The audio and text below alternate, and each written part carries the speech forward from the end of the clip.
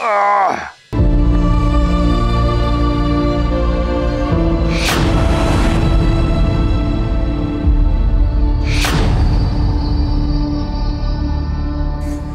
ছি ছি, মাঝে কি হয় মাঝে মাঝে সবকিছু একবারে ভুলভাল করে ফেলি সব।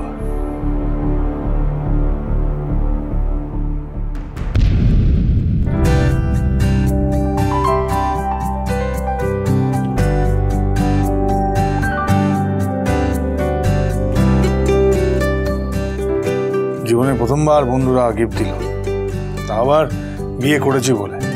হ্যাঁ, বিয়ের যে কি সাইড এফেক্ট ভায়া সেটা তোমরা জানো না।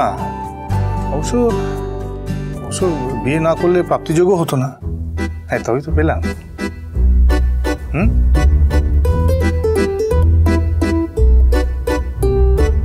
দেখি কি দিয়েছে।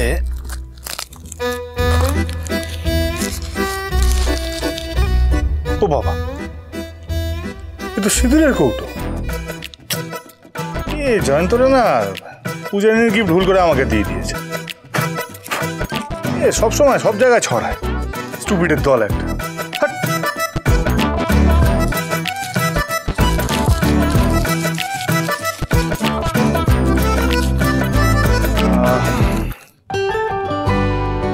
এটা আবার কি?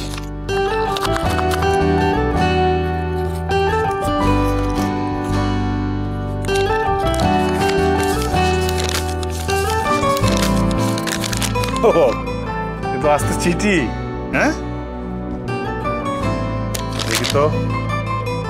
বন্ধু মহারাজ, জীবনে তুই অনেক কিছু হারিয়েছিস, তবুও তুই হেরে যাসনি।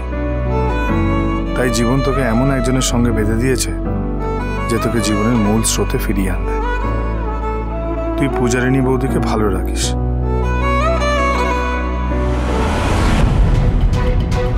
ওই গুন্ডাটা এতটাই আনপ্রেডিক্টেবল যে ভয় হয়। ও কখন যে কি ভাবে, কখন কি বলে আর কখন কি করে তার তো কোনো ঠিক নেই। বীরের ফায়দা নিয়ে যারা মহিলাদেরকে হাত দেয় তারা আর যাই হোক পুরুষ মানুষ নয়। জয় জগন্নাথ।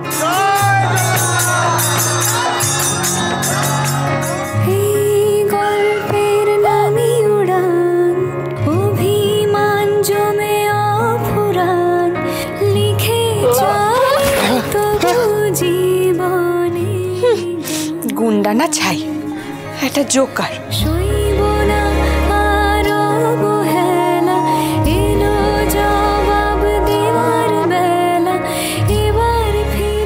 রাগলে তো কান্না থেমে যায়, হ্যাঁ, হাসলেও কান্না থেমে যায়।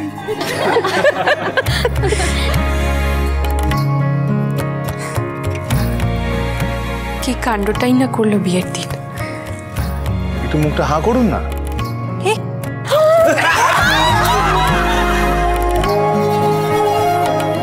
এই বইগুলো আপনার স্ত্রী আবার স্বপ্নকে উড়ান দেবে।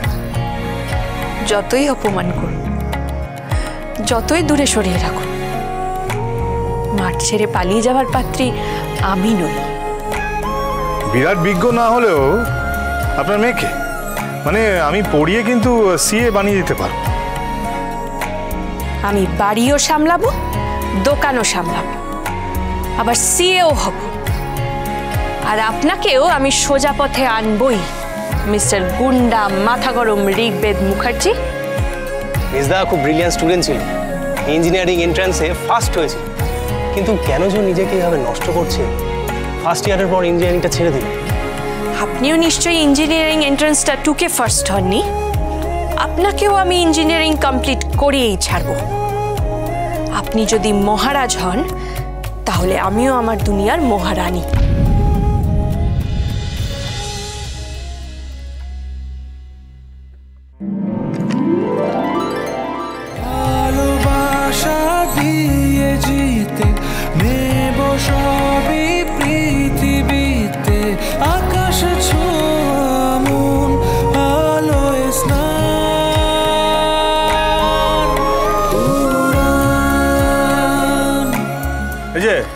শুনছেন? আপনাকেই বলছি, নিন ধরুন। বোধহয় এটা আপনার কাজে লাগবে। এটা জয়ন্তরা ওই আমাকে দিয়েছে। আপনাকে দিয়েছে? তাহলে আমায় কেন? আরে এর মধ্যে সিঁদুর কৌটা আছে, এটা নিয়ে আমি কি করব? শুনুন, যখন ওই গিফট র্যাপ করছিল তখন বোধহয় ওই উদরপিন্ডি বুদর গাড়ে চাপিয়ে দিয়েছে। হ্যাঁ, ছড়াতে ওস্তাদ তো ওরা। নিন ধরুন। আরে নিন ধরুন, ঘুম পাচ্ছে আমার।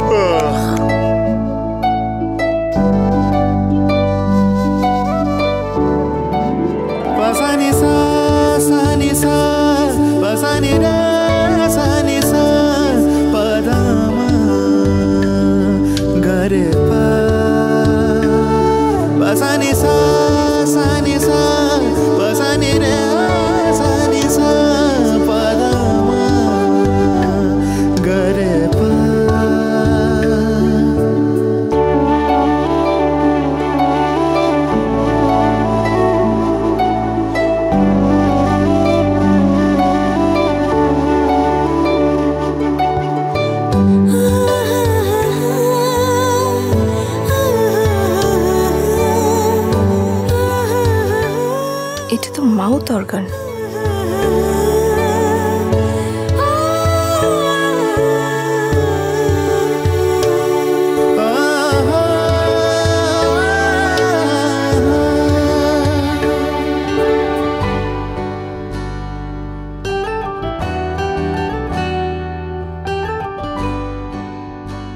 একটা চিঠিও আছে। প্রিয় বৌদি, আমাদের মহারাজের জীবনে আসার জন্য অনেক ধন্যবাদ। তোমায় পেয়ে মহারাজ আবার ঘুরে দাঁড়াবে, এটা আমাদের বিশ্বাস।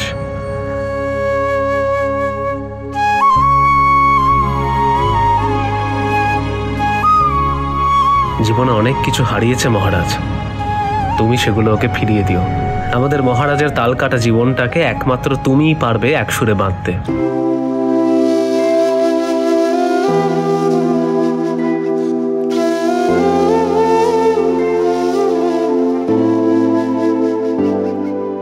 জয়ন্ত তারা ভুল করেনি, ইচ্ছে করেই গিফটগুলো এভাবে দিয়েছে। আমি চেষ্টা করব আমাদের জীবনটাকে এক সুরে বাঁধার আপ্রাণ চেষ্টা করব।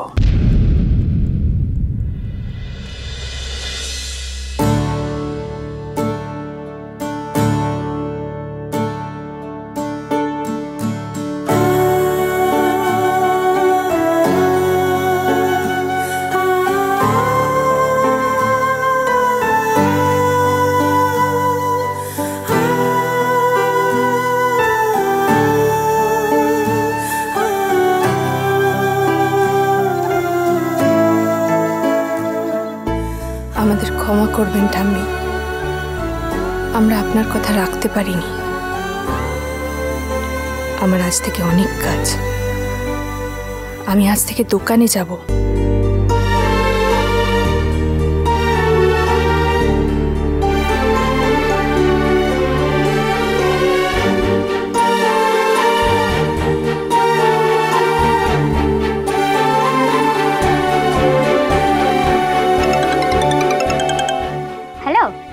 হ্যালো প্রিয়া, তুই কোথায় রে?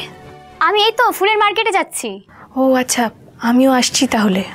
না না, তোকে এখন এত তাড়াতাড়ি আসতে হবে না, তুই বরং একটু পরে বেরিয়ে একেবারে দোকানেই আয়। আমি এদিকটা দেখে নেবো, অসুবিধা হবে না। ও আর আজ তো অনিরও ছুটি, ও গেছে দোকান খুলতে, তোকে এখন আসতে হবে না।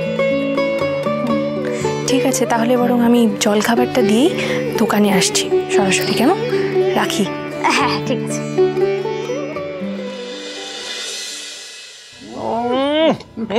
পূজামা, হিঙের কচুরিটা যা বানিয়েছো না, তুই তো আমার মুখের কথাটা কেড়ে নিলি রে। তো পুরো একেবারে কি রে, চুপচাপ খেলে চলবে? রাঁধুনি কেমন হয়েছে বল। আরে আমি তো পুরো স্পিচলেস ঠাম্মি। এই কচুরির রেসিপিটা এত ফ্যান্টাস্টিক ভাবে কি করে বানালো বুঝতেই পারছি না। হ্যাঁ শেখ শেখ শেখ। না না, বন্ধুর কাছ থেকে আমাকে রেসিপিটা জানতেই হবে।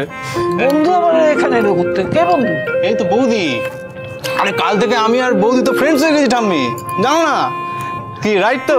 একদম। আরে বাবা, ব্যাপারটা তো ভালো। তাহলে আমি আর নাতবুটা তো করবো না। আমি বাদ যাবো কেন? আমিও বন্ধু বলে রাখবো। কি আপত্তি আছে? না একদম নেই, কিন্তু তোমার মুখ থেকে কিন্তু আমার নাতবউ ডাকটাই বেশি ভালো লাগে শুনতে। দেখেছো, আমাকে বুড়ি বানিয়েই সাজবে।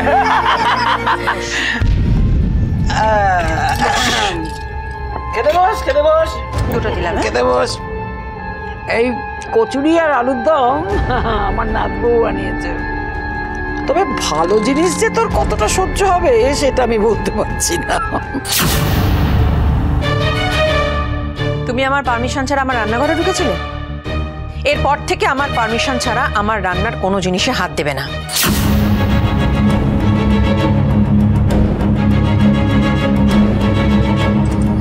বৌমা ঠিক বলেছে না, জানিস তো? তুই না রান্নাঘরে মিছমিছি ঢুকবি না। এই গরমে তেলকালিতে বিচ্ছিরে চেয়ার হয়ে যাবে তোর। তুই বরং নিজের ঘরে ঠান্ডায় পায়ের উপর পা তুলে বিশ্রাম নিবি।